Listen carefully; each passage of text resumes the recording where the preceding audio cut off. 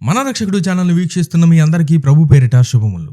మార్చి 3వ తేదీ 2026 ఈ రోజు రాత్రి ఆకాశంలో ఒక అద్భుతం జరగబోతుంది. రాత్రిపూట ఆకాశంలో తెల్లగా వెలగాల్సిన చంద్రుడు ఒక్కసారిగా నెత్తుటి రంగులోకి అంటే డీప్ రెడ్ కలర్ లోకి మారబోతున్నాడు. దాన్ని ప్రపంచం బ్లడ్ మూన్ అని పిలుస్తుంది. ఈ చంద్రుడు పూర్తిగా ఎర్రగా మారే సమయం దాదాపు 58 నిమిషాలుంటుంది. అంటే దాదాపు ఆకాశంలో చంద్రుడు గంటకు పైగా కాలిపోతున్న నెత్తుటి ముద్దలా కనిపిస్తాడు. నాసా అంచనాల ప్రకారం ఈ గ్రహణాన్ని ఒకేసారి ప్రపంచ జనాభాలో 41% మంది అంటే ఏకంగా 330 కోట్ల మంది తమ కళ్ళతో చూడబోతున్నారు. అమెరికా, ఆసియా, ఆస్ట్రేలియా ప్రజలు దీన్ని డైరెక్ట్ గా చూస్తారు. దీన్ని చూడడానికి మీకు ఎలాంటి గ్లాసెస్ అవసరం లేదు. ఇది ఎంత స్పెషల్ అంటే తూర్పు తీరంలో ఉన్న వాళ్ళు ఒకే సమయంలో ఒకే వైపు సూర్యోదయాన్ని, మరోవైపు ఈ ఎర్రటి చంద్రుణ్ణి ఒకే ఆకాశంలో చూడబోతున్నారు. ఇది ఒక మిరాకిల్. మరో విషయం ఏంటంటే ఈ మార్చి 2026 తర్వాత మళ్ళీ ఇలాంటి బ్లడ్ మూన్ చూడాలంటే ఏకంగా డిసెంబర్ 31, 2028 వరకు అంటే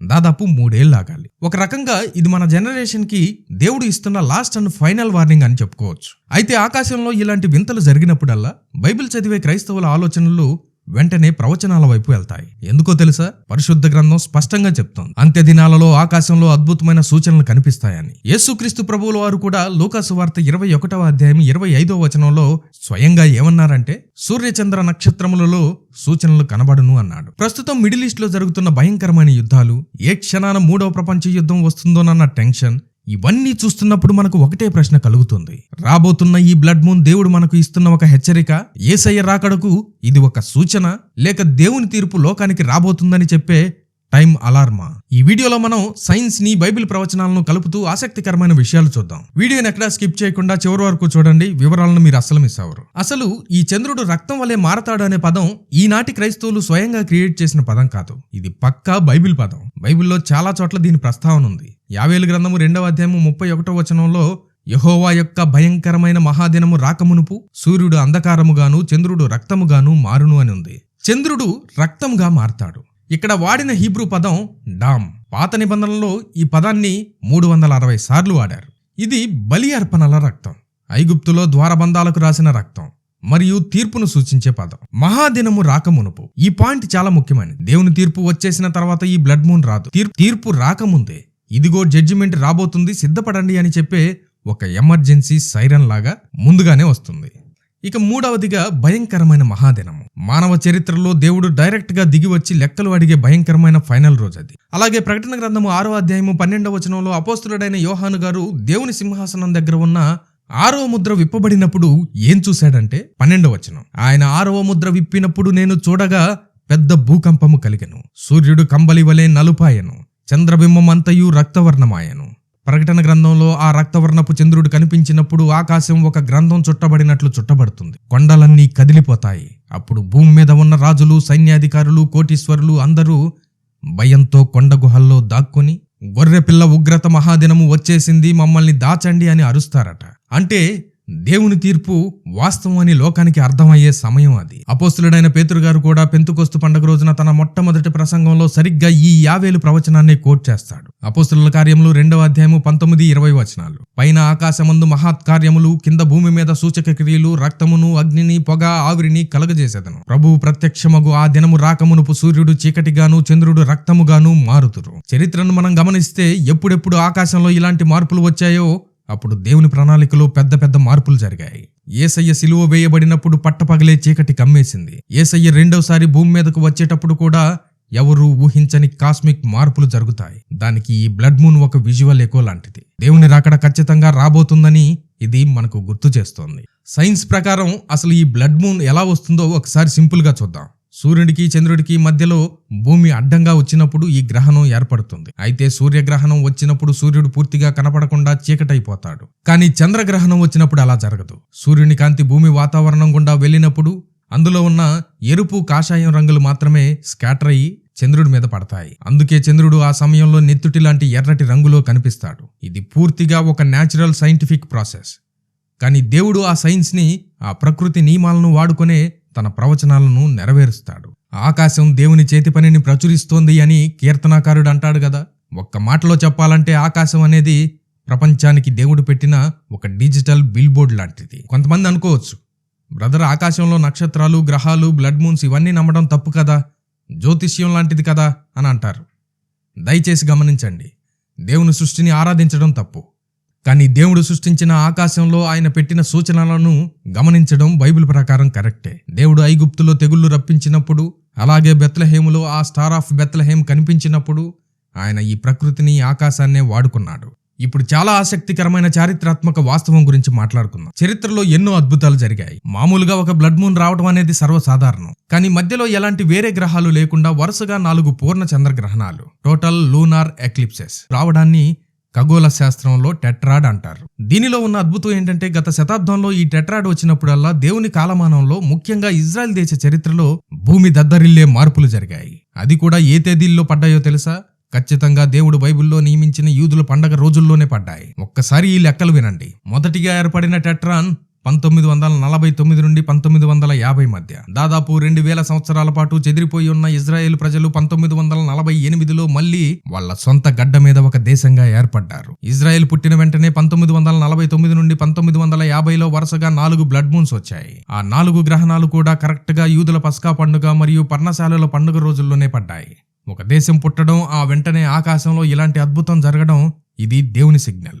రెండవ టెట్రాడ్ 1967 నుండి 1968 మధ్యలో. 1967లో ఇజ్రాయెల్ చుట్టూ ఉన్న 6 అరబ్ దేశాలు ఏకమై ఇజ్రాయెల్ ని నాశనం చేయడానికి దండెత్తి వచ్చాయి. దాన్నే 6 డే వార్ అంటారు. కేవలం 6 రోజుల్లోనే ఇజ్రాయెల్ ఆ దేశాలన్నిటినీ చిత్తుగా ఓడించి దేవుని నగరమైన యెరూషలేమును 1000 ఏళ్ల తర్వాత తిరిగి సొంతం చేసుకుంది. ఆ అద్భుతం జరిగిన వెంటనే మళ్లీ ఈ 4 బ్లడ్ మూన్స్ కరెక్ట్ గా అదే యూదుల పండుగల రోజుల్లోనే వచ్చాయి. ఈ చారిత్రక లెక్కలు, అద్భుతమైన టైమింగ్ చూసి బైబిల్ పండితులు, ఎండ్ టైమ్ స్కాలర్స్ ఏమని నమ్మారంటే, టెట్రాడ్ వస్తే ఖచ్చితంగా ఇజ్రాయెల్ చరిత్రలో ఒక పెద్ద మార్పు, దేవుని ప్రవచన నెరవేర్పు జరుగుతుంది అని ఒక ఫిక్స్డ్ అభిప్రాయానికి వచ్చేశారు. సరిగ్గా ఇక్కడే ప్రపంచవ్యాప్తంగా ఉన్న క్రైస్తవులు, పాస్టర్లు ఒక అతిపెద్ద పొరపాటు చేశారు.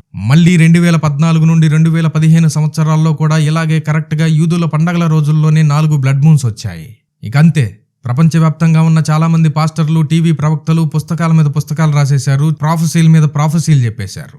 ఇదిగో 2015 సెప్టెంబర్లో వచ్చే బ్లడ్ మూన్ తో యేసయ్య వస్తున్నాడు, ర్యాప్చర్ జరిగిపోతుంది, ప్రపంచం అంతం కాబోతుంది, 3వ దేవాలయం కట్టేస్తారు అంటూ తప్పుడు తేదీలు చెప్పి ప్రజలను కన్ఫ్యూజ్ చేశారు. ఎంతలా అంటే, అప్పట్లో చాలా మంది తమ ఉద్యోగాలు మానేశారు, ఆస్తులను అమ్ముకున్నారు. ఒక రకమైన భయాందోళన వాళ్ళు సృష్టించారు. తీరా చూస్తే ఏమైంది? ఆ 2015 సెప్టెంబర్ దాటిపోయి శతాబ్దం కావస్తుంది. యేసయ్య రాలేదు, ప్రపంచం అంతం కాలేదు. వాళ్ళు చెప్పిన థియరీ కేవలం థియరీలాగే మిగిలిపోయింది. ఎందుకని వాళ్ళు అనుకున్నట్లు జరగలేదు? వాళ్ళెక్కడ తప్పు చేశారు? ఎందుకంటే ఆకాశంలో వచ్చే సూచనలు మనం గమనించాలి, కానీ దేవుని ప్రవచనాలను బలవంతంగా ఒక టైం లైన్ లోకి కుక్కకూడదు. దేవుని క్యాలెండర్ ని మన లాజిక్స్ తో డిసైడ్ చేయలేం. యేసుక్రీస్తు ప్రభువుల వారు మత్తయి సువార్త 24వ అధ్యాయము 36వ వచనంలో చాలా స్పష్టంగా చెప్పారు. ఆ దినమును గూర్చియు, ఆ గడియను గూర్చియు తండ్రికి తప్ప మరెవనికిని, పరలోకములందలి దూతలకైనను కుమారులకైనను తెలియదు అని. ఎప్పుడైతే మనం డేట్ ఫిక్స్ చేయడం స్టార్ట్ చేస్తామో అప్పుడే మనం దేవుని వాక్యానికి వ్యతిరేకంగా వెళ్తున్నామని అర్థం. బ్లడ్ మూన్స్ గానీ, ఆకాశంలో వచ్చే సూచనలు గానీ మనకు ఒక రిమైండర్ లాంటివే గానీ అవే ఫైనల్ డేట్స్ కావు. అరే బాబు, నా రాకడ దగ్గర పడుతుంది, సిద్ధపడండి అని దేవుడు ఇచ్చే అలర్ట్స్ లాంటివి. అంతేకాని పలానా రోజున వస్తాడని మనం ముద్ర వేయకూడదు. దేవుడు మనల్ని ఆకాశం వైపు చూస్తూ కూర్చోండి అని చెప్పలేదు. మెలకుగా ఉండి ప్రార్థన చేయండి, సువార్త ప్రకటించండి, పరిశుద్ధంగా జీవించండి అని చెప్పాడు. కాబట్టి ఈ సూచనలు చూసి మనం భయపడడం కాదు, సిద్ధపడాలి. ఆయన రాకడ ఎప్పుడైనా కావచ్చు, ఈ రోజే కావచ్చు, ఇంకో 7 ఏళ్లు పట్టొచ్చు. మన పని మాత్రం ఎప్పుడైనా రాగల ఆయన రాకడ కొరకు నమ్మకంగా ఎదురు చూడడమే. అసలు దేవుడు ఆకాశంలో ఈ సూర్యచంద్రులను ఎందుకు పెట్టాడో తెలుసా? ఇది చాలా మందికి తెలియని సీక్రెట్. ఆదికాండము 1వ అధ్యాయము 14వ వచనం చూడండి. పగటిని రాత్రిని వేరుపరచుటకు ఆకాశ విశాలమందు జ్యోతులు కలుగునుగాక, అవి సూచనలను, కాలములను, దిన సంవత్సరములను తెలుపుటకై ఉండునుగాక. ఇక్కడ వాడిన హీబ్రూ పదం ఓత్. ఓత్ అంటే ఒక పవిత్రమైన సిగ్నల్. రేడియో, టీవీ, ఇంటర్నెట్ లేని కాలంలో దేవుడు సృష్టించిన మొట్టమొదటి యూనివర్సల్ బ్రాడ్కాస్టింగ్ సిస్టమ్ ఈ ఆకాశం. నా పిల్లలారా, చరిత్రలో నేను ఒక పెద్ద మార్పు చేయబోతున్నాను అని దేవుడు ప్రపంచం మొత్తానికి ఇచ్చే ఒక ఎమర్జెన్సీ మెసేజ్ ఈ బ్లడ్ మూన్స్. సరే, ఆకాశం సంగతి అలా ఉంచితే ఇక భూమి మీదకి వద్దాం. ఈ మధ్య మీరు సోషల్ మీడియాలో చాలా వీడియోలు చూసే ఉంటారు. నదులు రక్తంగా మారిపోయాయి, సముద్రం ఎర్రగా మారిపోయింది, ఇదిగో ప్రకటన గ్రంథం నెరవేరిపోతుంది అంటూ వీడియోలు పెడుతుంటారు. మనం కూడా కొన్ని వీడియోల్లో కవర్ చేశాం. కానీ ఇక్కడే మనం జాగ్రత్తగా ఉండాలి. బైబిల్ ప్రవచనాలను ఒకవైపు గమనిస్తూనే సైన్స్ ని మనం పూర్తిగా ఇగ్నోర్ చేయకూడదు. ఆ నదులు ఎర్రగా మారడానికి కొన్ని సహజ కారణాలు కూడా ఉన్నాయి. మొదటిగా రెడ్ టైడ్ అనేది సముద్రంలో కొన్ని రకాల ఆల్గే విపరీతంగా పెరిగిపోయినప్పుడు నీళ్లు ఎర్రగా లేదా బ్రౌన్ కలర్లోకి మారుతాయి. ఇది శతాబ్దాలుగా ఉన్నదే. రెండవదిగా ఇండస్ట్రియల్ వేస్ట్. కొన్ని దేశాల్లో ఫ్యాక్టరీల నుంచి వచ్చే కెమికల్స్ రంగులు డైరెక్ట్గా నదుల్లోకి వదలడం వల్ల నీళ్లు నెత్తుటి రంగులోకి మారుతున్నాయి. మూడవదిగా ఖనిజాలు. భారీ వర్షాలు పడినప్పుడు మట్టిలో ఉండే ఐరన్ ఆక్సైడ్ నీళ్లలో కలిసి నదులు ఎర్రగా కనిపిస్తాయి. మరి మన బైబిల్ ఏం చెప్తోంది? ప్రకటన గ్రంథం 13వ అధ్యాయము 3-4 వచనాల్లో రెండవ దూత తన పాత్రను సముద్రము మీద కుమ్మరింపగా అది చనిపోయిన వాని రక్తము వలె ఆయను, సముద్రములోని ప్రాణులన్నీయు చనిపోయిను అని ఉంది. గమనించండి, దేవుడు చేసే అద్భుతం ఎక్కడో ఒక నదికో ఒక చెరువుకో పరిమితం కాదు. గ్లోబల్ లెవెల్లో సముద్రాలన్నీ చచ్చిన వాడి రక్తంలా గడ్డకట్టుకుపోయినట్లు మారిపోతాయి. సముద్రంలో ఉన్న ఏ ఒక్క జీవి కూడా బతకదు. ఇది దేవుని జడ్జిమెంట్. కాబట్టి దయచేసి ఎక్కడో ఒక ఫ్యాక్టరీ కెమికల్ వల్ల ఎర్రగా మారిన నదిని చూసి ఇదిగో బైబిల్ ప్రవచనం నెరవేరింది అని మనం ప్రచారం చేస్తే లోకులు, సైంటిస్టులు మనల్ని చూసి నవ్వుతారు. అలాగే బైబిల్ ప్రవచనాలను కూడా మనం ఆ విషయాలను చూసినప్పుడు గుర్తు తెచ్చుకోవాలి. దేవుని వాక్యానికి ఉన్న విలువను మనం తగ్గించకూడదు. మనం గుడ్డిగా నమ్మకూడదు.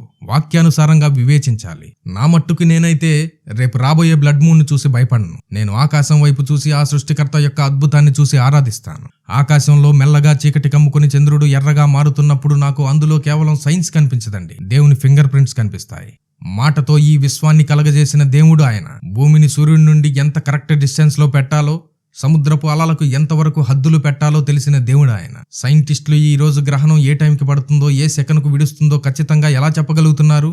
ఎందుకంటే మన దేవుడు ఒక ఆర్డర్ ఉన్న దేవుడు. ఆయన పెట్టిన న్యాచురల్ లాస్ ఖచ్చితంగా పనిచేస్తున్నాయి కాబట్టే భూమి కరెక్ట్ గా తిరుగుతోంది. ఇప్పుడు నాకు చిన్న లాజిక్ చెప్పండి. కోట్లాది కిలోమీటర్ల దూరంలో ఆకాశంలో ఉన్న గ్రహాల కదలికల్లో ఇంత పర్ఫెక్షన్ మెయింటైన్ చేస్తున్న మన దేవుడు మీ జీవితంలో, నా జీవితంలో జరిగే పరిస్థితులను పర్ఫెక్ట్ గా మార్చలేడా? ఆకాశాన్ని శాసించే దేవుడు నిన్ను, నన్ను చూస్తున్నాడు. నిన్ను, నన్ను ప్రేమిస్తున్నాడు. విశ్వాన్ని తన గుప్పెట్లో పెట్టుకున్న దేవుడు నిన్ను, నన్ను తన అరచేతిలో చెక్కుకున్నాడు. ఆయనకు మన తల వెంట్రుకల లెక్క కూడా తెలుసు. మీరు కృంగిపోయి ఉన్నారా? మీరు ఒంటరిగా ఉన్నారా? మీరు భయపడుతున్నారా? మీరు భయపడాల్సిన అవసరం లేదు. ఆకాశాన్ని నిలబెట్టిన దేవుడు మనల్ని కూడా నిలబెట్టగలడు. మీ జీవితంలో ఎంత పెద్ద సమస్య వచ్చినా, తుఫాను వచ్చినా దానికంటే మన దేవుడు చాలా చాలా పెద్దవాడు, గొప్పవాడు. ఆనాడు అబ్రహాము అన్నీ వదిలేసి వచ్చినప్పుడు దేవుడేమన్నాడు? ఒక్కసారి ఆకాశం వైపు చూసి ఆ నక్షత్రాలను లెక్కబెట్టు అన్నాడు. ఆ నక్షత్రాలు ఆయన వాగ్దానానికి గుర్తు. మన దేవుడు మాట తప్పని దేవుడు. ఈ లోకం అంతకంతకు చీకటిగా మారుతుండవచ్చు, యుద్ధాలు పెరగవచ్చు, కానీ దేవుని వెలుగు మనతోనే ఉంది. యేసయ్య తాను తిరిగి వస్తానని చెప్పాడు. ఖచ్చితంగా వస్తాడు. ఆయన వచ్చిన రోజు ప్రతి కన్నీటి బాష్పబిందువు తుడవబడుతుంది. ప్రతి అన్యాయానికి తీర్పు తీర్చబడుతుంది. ఆ రోజు వచ్చేంత వరకు మనం విశ్వాసంలో స్థిరంగా నిలబడదాం. విశ్వాన్ని నడిపించే దేవుని చేతుల్లో మన భవిష్యత్తు సురక్షితంగా ఉందని నమ్ముదాం. ఈ వీడియో మీకు ఆత్మీయంగా, మేలుకరంగా అనిపిస్తే, ఆ సృష్టికర్త గొప్పదనాన్ని మీరు ఫీల్ అయితే ఖచ్చితంగా ఈ వీడియోని లైక్ చేయండి. ప్రతి క్రైస్తవుడికి ఈ వీడియో వాట్సాప్ ద్వారా చేరేలా చేయండి. కామెంట్లో జీసస్ కమింగ్ సూన్ అని తప్పకుండా రాయండి. ఇలాంటి వాక్యానుసారమైన వివరాల కోసం మన రక్షకుడు ఛానల్ని సబ్స్క్రైబ్ చేసుకోండి. ప్రతి వీడియో అప్డేట్ కోసం బెల్ ఐకాన్ని నొక్కండి. మరో అద్భుతమైన వీడియోతో మళ్ళీ కలుద్దాం. అప్పటి వరకు ప్రభువు కృప మీకు తోడయ్యుండునుగాక. దేవుడు మిమ్మల్ని, మీ కుటుంబాన్ని ఆయన రాకడకు సిద్ధపరచబడునుగాక. ఈ అంత్య దినాలలో మనకు సిద్ధపాటును కలుగజేసే అనేక విషయాలను ఈ బుక్ లో పొందుపరిచాం. స్క్రీన్ మీద కనిపిస్తున్న నంబర్కి ఇప్పుడే వాట్సాప్ చేయడం ద్వారా మీరు ఈ బుక్ ని ఆర్డర్ చేసుకోవచ్చు. Jesus coming soon, so be prepared. వచ్చుచున్నాను రాజాగే రాజు మహిమాన్వితుడే మేఘనామనుమే వచ్చు